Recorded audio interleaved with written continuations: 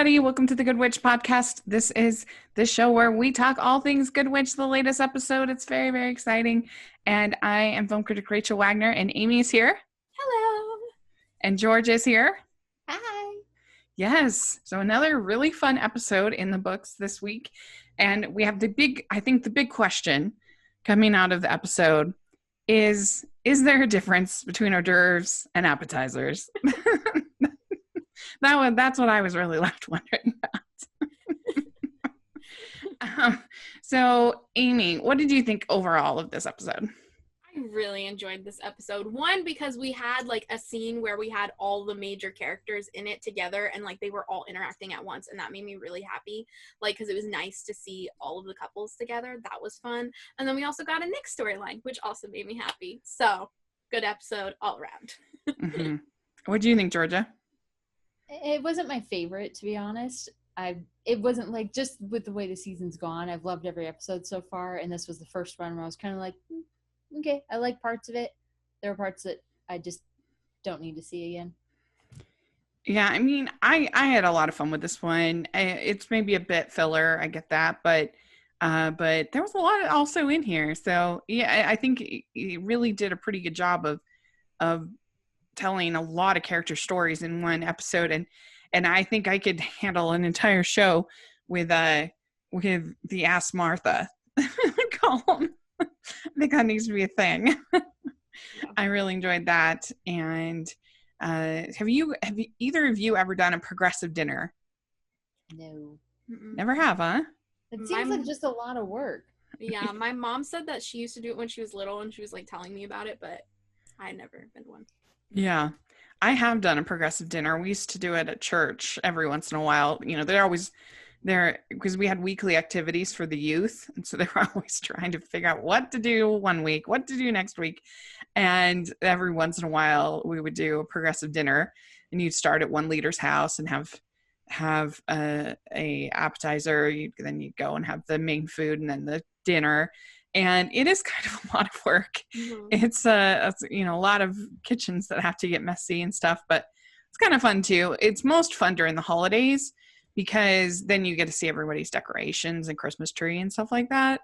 So that's kind of fun. So do I finally understand what a cookie crawl is? Is it just basically a cookie progressive dinner? Kind of, yeah. Cookie crawl. It just never ends. I'm sorry. It's been plaguing me for 2 years. My brother talks about it all the time. It's just like cookie crawl, just everywhere. Like it makes more sense now if that's what it is. It's just a progressive dinner, but it's cookie themed. It's a bar crawl, but with cookies. Why is this confusing?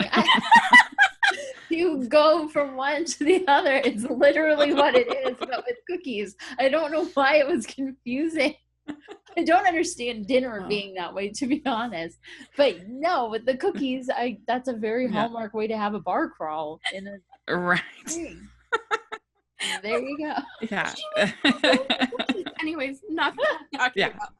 So, well, when I first heard the cookie crawl, I thought it was like a cakewalk, and it's not like a cakewalk at all. So there's all kinds of confusion going on, but especially because the cookie crawl in the cookie crawl movie, they had to have like 100,000 cookies. She's feeding like the metropolitan area. Yeah, it was great. It was so fun. I love that movie. Okay, so they're doing this progressive dinner to help people to get to know Joy. That's the idea, and so everybody's pretty excited about it. And then we also have these dream candles, and I kind of feel like I think I like the idea of the dream candle, but I feel like it looked a little cheap. Like they run out of the budget. Like, so if there's going to be a dream candle, I feel like it should be kind of in like a beautiful. And it shouldn't just be like in a mason jar that you get at the grocery store. Like that did not look like something from Elizabeth Merriwick's time. And that story kind of fell flat for me. Like I forgot about it for most of the episode type of thing. Like it just, I don't know, it seemed like filler. It wasn't anything that like really suited my fancy. It wasn't great. It wasn't a great story. Like, it was fine. I enjoyed it well enough, but yeah, they could have done a little props was being a little lazy, I think. There, they could have sprung for like something that's more sort of ornamental and more that looks old and not home goods. Yeah, exactly. Just go. Did you agree, Georgia?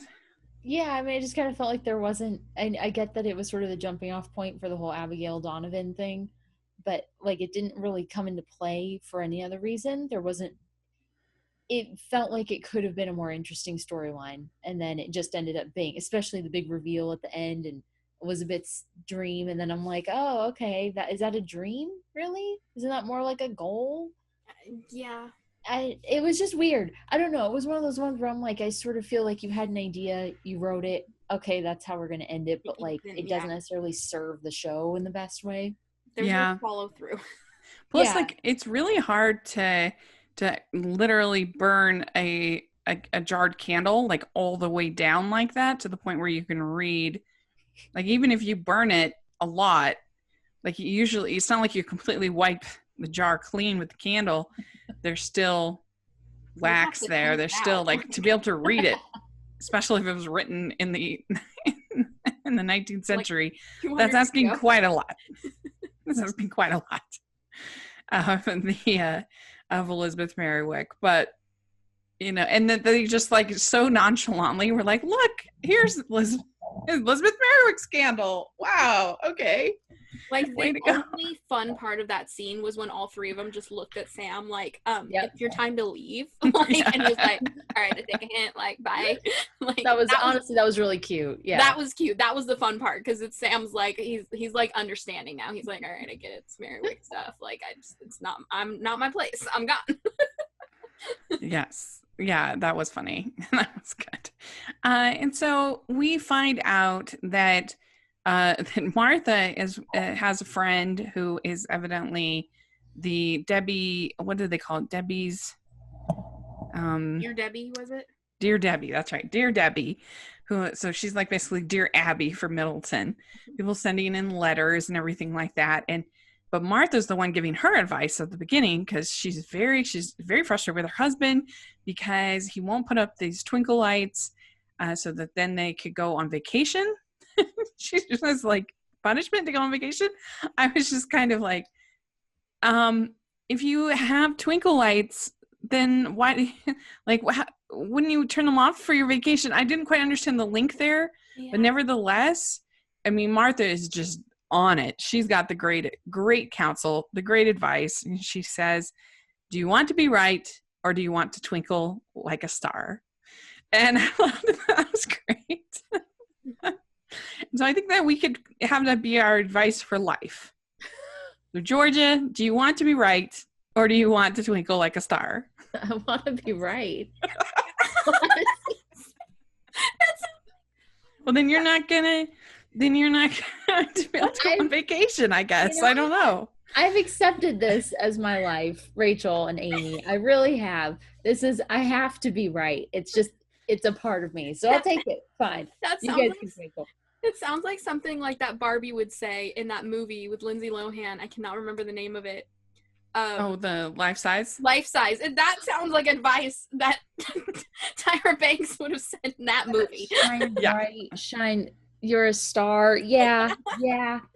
That's what it is, but thank you. Yeah. It's been like floating in there. Oh, I love Life Size. It is very Dr. Phil. Like, this is like Dr. Phil. Dr. Phil wishes. I could see Martha watching Dr. Phil, to be honest. I feel like she's a Dr. Phil stan all the way. She's going to get called there by the comptroller for like trauma. And they're going to freak it out. Oh, that was so funny. So we find out that Nick is writing a sociology paper. Probably my favorite part of this episode is that they basically come to the resolution that C pluses are fine if you worked hard, which is absolutely accurate and correct. If you get degrees, it does not matter. Like, there's not a job employer in the world that's going to be like, you graduated, but C plus, what on earth? They do not care at all. They just care that you have the degree. So, not that you should be lazy you students out there, no, you should work as hard as you can. But I guarantee you, I mean, some of my C minus C's and C minuses that I got at a few were some of my hardest worked of any of my grades that I got in college. So don't it's not worth it. It really is not. Don't shoot for a C, but if you get a C, it's not the end of the world. Yeah, exactly. Nobody cares as long as you graduate. No employer is going to be like, I need to see your transcript from every single class you took. Yeah, they're going to be like, 3.2, I was going to hire you, but now I'm not. Because, no. What if you're applying to work at the college, though? If you're applying to work at the college, then maybe. I still don't think they would care unless you were specifically trying to work in that field, in that department, in that class. I don't think so. Every job I've ever applied for whatever reason, you have to give your transcripts, and they're like, I don't know. Now that I think about it, I'm like, what do you get out of that? You don't. That's weird. What does it tell you? Anyway. No. Yeah. So just remember that, kids. Grades don't matter as long as you pass. That's the great lesson. Try your hardest. We're not saying don't try. Please try. But even if you don't graduate, it's not a big deal, okay? School is not that important. All that matters is that you can be gainfully employed. And there we go. So Trade schools are great. Did we know that Cassie was an art history major? Yes. Did we? I thought she was like what's it? Archaeology. Yeah, or right? Yeah. Or no, that was the guy that she was dating. What's the other thing? First season, right? Wasn't archaeology? Wasn't the whole thing that she was in the special program last year where she went to the school and like Kathy and Jimmy, then that episode where she went back to the school? But that was a new program. That they named after her. Yeah, that was the sort of magic, but they're not going to call it magic thing. It was like the herbal healing stuff. Yeah. Was that just sort of her side hustle in college? Yeah, I guess. Along with being a art history major. Cassie has a lot of side hustles. Okay, particularly in college. What's main hustle? And she's someday they should have a whole reunion with all of her friends from college. Stop. They really should. I mean, there's been so many. It would be a fun time. But no, I was like, oh, I guess she art history major. There you go. I'd forgotten that. If she signed up for drawing classes, so she's pretty excited about that. And so Martha gets asked by her friend, because her advice was so amazing, that do you want to be right or do you want to twinkle like a star, was such great advice that her friend, Dear Debbie, asked her to help out. And Martha is so excited about this, about writing for Dear Debbie. And she's excited to be getting these letters in and everything. And then we also find out that we didn't get as much of Carter as I was expecting in this episode. He's just kind of there with the clock. And we find out that he is now the head carpenter of this project of the house. And we're excited to see more Carter. He's apparently also the only handyman in Middleton. Right? Yeah, like, of course. No one else can fix anything. We've never seen him until now. Yeah, so, exactly. I don't know. I mean, not only can they not, evidently they can't even put up twinkle lights. Effectively. I mean, yes. Some elaborate twinkle lights, like. Right. Like, do they want them hardwired to their power or something? Like, do it yourself. So Wes comes back to Stephanie and he says, "Yay, this cabin is sold. We're gonna celebrate. We're gonna have champagne. It's gonna be great." And so Adam is like kind of worried about this. And there was like a little bit of a thing that I thought was going to be more of a B plot where he's working with an injured baseball player, but then that kind of nothing really happened with that. I don't know if it was just sort of to show that he's a chaplain, or I don't quite know what was going on there. We were talking about trees and tree houses as kids. Yeah. Then that was it. woohoo. Yeah. And Sam is really worried because Nick is avoiding him, and he's worried that Nick doesn't want to talk to him, and they've always had such a close relationship. and he doesn't know that it's just about school. Stupid school. But I thought this was a very strange plot thing that, so Abigail says that she wants to live in Tuscany someday. And this is somehow a huge point of conflict because I guess Donovan doesn't want to travel. He likes being in Middleton. He wants to be governor or whatever. Yeah. Yeah. And if he becomes governor, I'm assuming he's not going to be able to live in Middleton anymore. That's just a thought. Don't tell us, Amy. I just thought that is like borrowing problems. Like, leave those problems. Not that you shouldn't be kind of aware of when you're dating. Like, that's part of the reason why you date, is to find out what the other person likes, doesn't like, things like that. But like, sort of adopting the problem of, are we going to move to Tuscany, is tomorrow's problem. Like, you don't need to deal with that now. Like, it's not happening, right? It's not like Abigail all of a sudden got a job offer in Tuscany right. to leave in 2 weeks. Like, it's just an idea that could happen in the future, and it's something she's thought about in the past. Yeah, this is like a vague kind of vague that could probably is like a vague ambition that could probably be solved in like a 2-week trip at some point. Like, I don't know. I've been all like, well, that's where we'll go if we go on a honeymoon or something cute. He could have been like, and it could have been solved. Say it like that, and that'll really sell her on the idea. I mean, he's afraid he's gonna lose her to Tuscany. I mean, I don't know. Georgia, what did you think? Did you think this was weird? I was struggling, you guys, because it's Abigail's. You can do so much more with these two, and it's this whole back and forth. I want to move to Tuscany, maybe. I maybe don't want to move to Tuscany. Would you not have dated me if you'd known I might want to move to Tuscany? Yeah, maybe I wouldn't have. Like, I get it, but at the same time, that's like something that would happen in real life that you wouldn't put in a movie or a show because it's just not interesting enough. Right. It's like, here's a conversation we have every few months or something. Not something to make a storyline out of. It was weird. Yeah. Like, it'd be one thing if she was like majoring in Italian and like getting an internship there. You know what I mean? If there was like something concrete. Yeah. But if it's just like a vague notion of, hey, I'd like to, I mean, if the couple and up can make it through without actually going to the falls, I think that Abigail and Donovan can survive a marriage without going to Tuscany. Like immediately, like he's saying, oh, maybe sometime later, and now she needs to do it right away. Like, it was just weird. I don't know. Yeah, it was weird.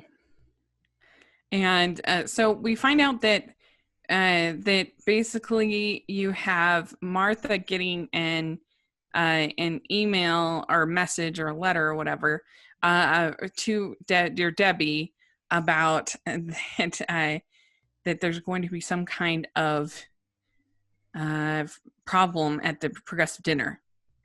Somebody's going to be upset. There's going to be some kind of disturbance. And so she's really concerned about this. And you see her kind of like looking at everybody and looking at Stephanie and looking at all the characters. And basically we find out that Torn Over Mischief is the name on the letter. Torn Over Mischief, which is Tom for Tom. So it was her husband. Which is because he's feeling like her attention. He's always trying to get more attention, Tom. Poor Tom. Guy. Poor Tom.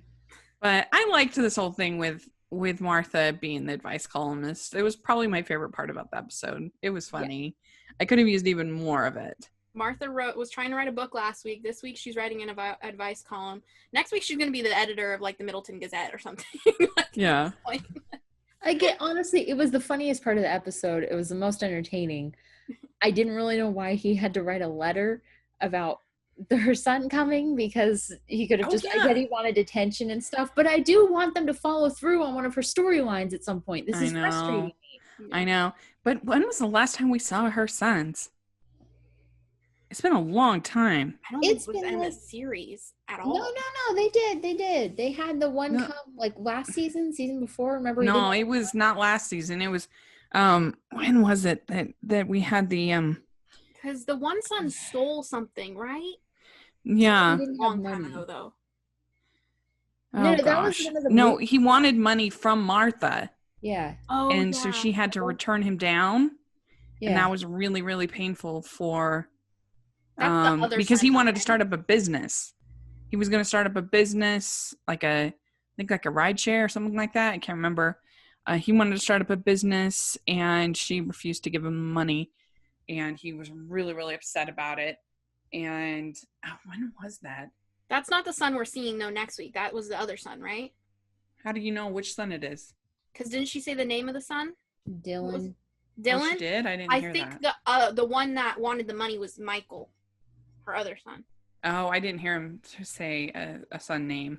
Because then there was something at some point, I don't know if this was on the show or if it was fans talking, I can't remember, where they were like, they might have cut one of the sons, like now they only have one in the series, and I'm not sure. I don't know if that's... Because I just remember the two sons were like terrors in the original movies. Yeah. Like, awful. Yeah. But like, it's been like 20 years since the movie, so they're all grown up and doing other things, I guess. I don't know. 20 years. Wow.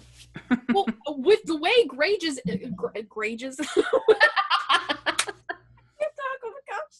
with the way Grace's age works, the first movie was like 23 years ago, technically, or something like that. So, those kids who were like 12, her sons were like 12 or 13 at the time, they're in their mid-30s now. So. They're 50. So I think it was for Sam, I think it was season 3. Okay. So there was the Martha's son gets married, right? Is that the same son? Well, that would be the one that's coming now, right? Because there's a daughter-in-law, and then there's one. If those are different, I don't know. Martha's son. Yeah, this is at the end of season 3. Martha's son is now engaged, so Middleton wedding is in the works. And are we supposed to know? Because in the preview, they say for your granddaughter. So are we supposed to know that already? Like, is that?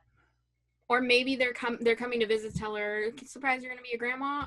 Yeah. But I feel like it sort of spoiled the surprise that in the preview. It's like, Yeah. hey, for your granddaughter. And okay. Unless she already has one. I don't know. That was the preview. I don't think too much about those. You would think if she already had a granddaughter, they would have said something. You would think, but Cassie has how many brothers and sisters and cousins that we don't know about, so you never know. The other thing I thought was strange is when, on a different note, so Donovan is like really worried that he's going to lose Abigail to Tuscany, and he's like there with Cassie, just like randomly. Yeah. I was like, why is he there with Cassie? Like, what? Are they just hanging out? Like, I did a double take. I saw them together in the kitchen. And I was like, why are you guys hanging out? Because it wasn't at the store. That would have made more sense. And they were just hanging out having lunch, I guess. I don't know. That was interesting. But It was weird. Tom is feeling like lonely in the kitchen. He's all alone. He needs more Martha. And then we also get this little plot of Cassie asking Sam to go to France on just like a spur of the moment trip. Yep. And she's like, I'm done taking the drawing class, was just a whim. Now I actually want to go to France. And he's like, okay, sure. It's too bad they can't do like an episode in France. Yeah, that would be really fun. Okay. I don't think they're that usually happens in shows once they're a little more desperate for story ideas. Facts of Life going to Paris was like iconic. Yeah. I loved it. 4-part episode. I mean, the Brady Bunch in Hawaii, that one's classic. The best ones. Yeah, the travel ones are the best. Yeah. World, Full House, and Sabrina at Disney World. Yeah. Those are awesome. Iconic, amazing. Yeah. All the best episodes. Yeah. Well, a lot of those ones, though, are like ABC-owned shows, so it was just like excuses to basically a long ad go to Disney World. Yeah. It makes you want to go because they're so fun. Darn it. But I thought it was fun between Tom and Martha with the whole like who kind of the mystery of like who is who's the troublemaker at the dinner, Mhm. and he's like, "Hey, the game is afoot." Like, that was cute. Yeah. Whenever Martha gets her own mystery show, that will be the best day of my life. That'll That's be what really we were exciting. saying here. My brother was like, Martha's Middleton Mysteries, Mayor Martha's Middleton Meddling Mystery, like just kept going. And I was like, yeah, I don't think they're going to do it, but it would be fun. It Well, we would be don't so have fun. There's no police anymore, so she could be like the town detective. Like That's true. like the police are gone. So Yeah. That's really true and sad because we like the police officers on that show. Darn. Yeah. I mean, I said it at the beginning. How do we feel? Are appetizers and hors d'oeuvres the same thing? I never really thought about it. That was a moment of contention. I was like, I don't know. I mean, I guess I do feel like hors d'oeuvres are fancier. Yeah, like hors d'oeuvres is like just because it's something French and that's just fancier. at like a wedding or something. It'd be like hors d'oeuvres, and then appetizer is like something you order at Applebee's before dinner. Like I don't know. I think that if you're talking wedding, the hors d'oeuvre is at cocktail hour, and Okay. the appetizer is at like regular dinner. I don't know. I'm not an expert on this. Do you All I want to could- get the dictionary definitions of these two words here? But I do feel like any food is better if it's served with a toothpick. Good point. Agreed. Yeah. I don't like If it's something that you can walk around and eat, it's just going to be tastier. Those are always the best foods. Have you seen the people who think hors d'oeuvres are called herb d'oeuvres? It literally, It's when my you favorite Google, thing. okay, when you Google appetizer definition, it literally comes up as an hors d'oeuvre / appetizer / starter is a small dish served before a meal in European cuisine. See, Abigail knows. They literally She's all been have the to same Tuscany. definition. Yeah. But we also found out in this, not only has the Tinsdale on toast Oh my gosh. been created, we got Yeah. that. She got the sandwich named after her, but it has been named Sandwich of the Week.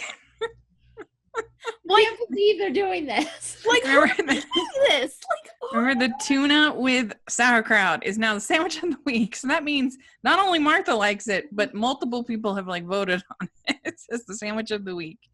And I thought that was kind of a funny throwback. if this gets mentioned again, I'm going to have to make one.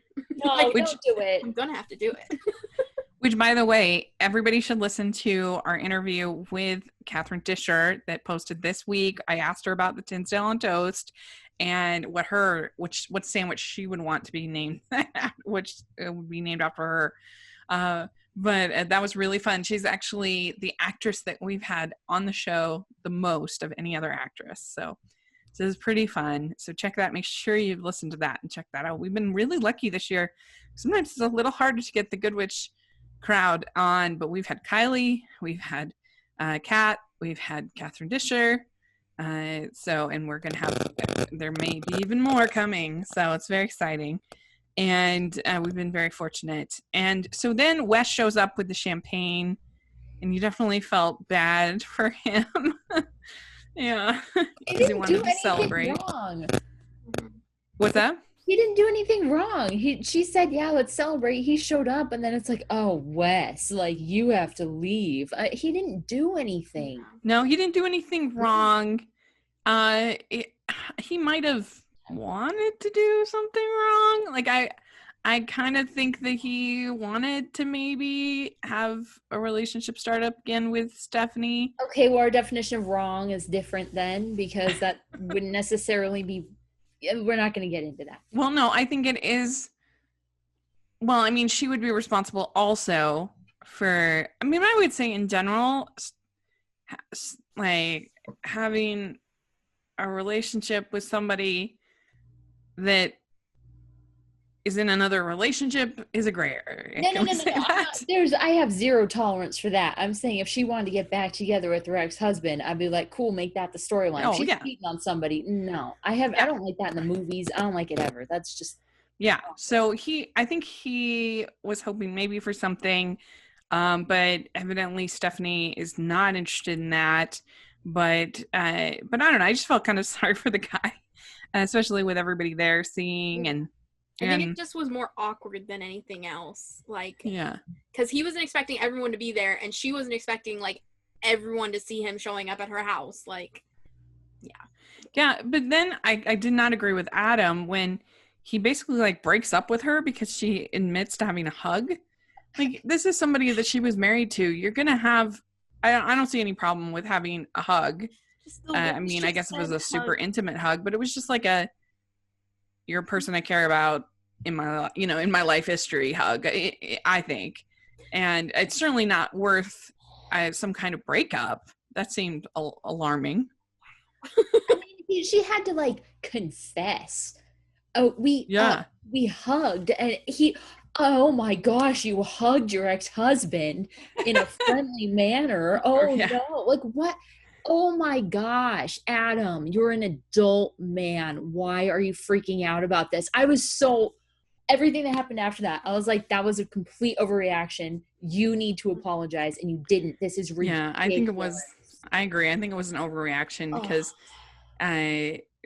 she admitted it and that they had a hug, and I just don't think that that's a problem. Like, we're not Amish here. Like, we can have a hug. What if she'd hug Sam or Donovan or something, been like, hey, thanks, here's a hug? Would Yeah. Adam have gotten jealous? Like, I'm confused. Certainly no reason to break up with somebody. That seemed crazy to me. And then Stephanie and Abigail talk, and Stephanie's looking for sort of more advice, I guess. And then Carter shows up, and he's going to quit, supposedly. And then Donovan is all complaining about having to make the tiramisu. He's like, it was hours of painstaking work. I'm like, what, are you crazy? Okay. Tiramisu, I mean, aside from making the pastry cream, which is a lot of work, but you could just use a box of pudding, really. It's really not that hard. You're just soaking the ladyfingers. And, I mean, it's not a hard dish, but still, come on. Hours of painstaking work. What is this, like some kind of... No, that just means know. he screwed it up 4 times before. Yeah. Yeah. Can you make like a wedding cake? Like, what is going on? Hours of painstaking work to make tiramisu. Or he like tried to do something elaborate from Food Network. All right. And if I move tomorrow, would you come with me? And all those things. And then Stephanie and Adam talk, and Stephanie says, it scared me how much I love you. And Adam says, I love you too. And guys, is that really what was going on? Really? That's why she hugged her ex-husband, is because she's scared of how much she loves Adam. My head's exploding. I don't get it. It doesn't make sense. No, I don't think so. I agree with you. And I just not feeling chemistry. I still am not feeling chemistry between the two of them. I don't know. They did a fine job, but it's still not. Yeah. Do you agree, Amy? Or are you feeling it more? Like, it was just weird. Like, this whole episode, their relationship was weird. And I just didn't. Yeah. Yeah. It was more of a awkward I love you than a romantic I love you. Yeah, I think it was exactly. supposed to be a romantic I love you. Yeah. It was. So then we have Nick fessing up to Sam about his grades, and he says, we can talk anytime. As long as you are doing your best, you can never disappoint me. So that was sweet. And he's absolutely right. And then Cassie brings Martha a piece of pie and tells her that she says the letter writer is not who you think it is. Then we find out that it was Tom, torn over mischief, Tom, which was really cute. And then Elizabeth's dream, they finally read it, and it says, never stop learning. That's more like a state of mind I than know. a dream. It's like those lame fortune cookies that you get that are like a spiritual thought and not a fortune. Yeah, exactly. They're like, keep working hard and good things will happen. It's like, that's lame. Like, okay, yeah, true, but also okay. Like, I don't get how that was her dream. She should have had something more interesting, I think. Yeah. Well, I guess it was in that mason jar, so what are you going to do? But then they have cheers, and you guys were totally right about Adam, and all of a sudden the champagne glass is dropped, and he can't control his hands, and so that was kind of the cliffhanger of the next episode. We find out that it's something that we're going to find out more about that next week. And we also find out about Martha's son coming with the granddaughter. So that was surprising to me, because like I said, we haven't seen her son in so long. And then also something with the Heart of Middleton is going to be happening. Yeah, we're going back to the so pretty fun, pretty exciting. We did forget to mention that Carter has a girlfriend, right? Oh yeah, I forgot about that thing. Yeah, he's got a girlfriend. Yeah. Which one? I missed that. I missed that part. Carter's like, oh, I gotta go take my girlfriend to the movies. And I'm like, we've been pretty flirty for somebody who has a girlfriend, Carter, but whatever. Like, dude, chill. Yeah. So that will be fun. More Carter. We need more Carter. So there we go. Let us know what you think about the episode. What was your favorite part? We'd love to hear in the comment section or on Twitter. Let us know your feedback. We'd love that. So very good. Amy, how can people find you? You can find me on YouTube, Instagram, Twitter, and TikTok at It's Amy Craig. Great. And Georgia? I'm on Twitter at Georgia Speech. Great. And you can find me at Rachel's Reviews, all of our social media, iTunes, YouTube, and on Rotten Tomatoes. So make sure to check all of that out. And then also make sure you're following the podcast, Hallmarkies Pod and Hallmarkies Podcast, all of our social media. And if you're listening on iTunes, please leave us your ratings and reviews. And if you are watching on YouTube, please give us a thumbs up, subscribe to the channel. We sure appreciate that so much. We also have our Patreon group, which we are so dependent on the patrons. So thank you so much to every one of them. You can find more information all about the exclusives and the other benefits that we have with our Patreon group. And then we also have our merch store, which has tons of fun Good Witch inspired merch. So definitely make sure to check that out as well. And thanks so much, you guys. And we will talk next week. Bye, everyone. Bye.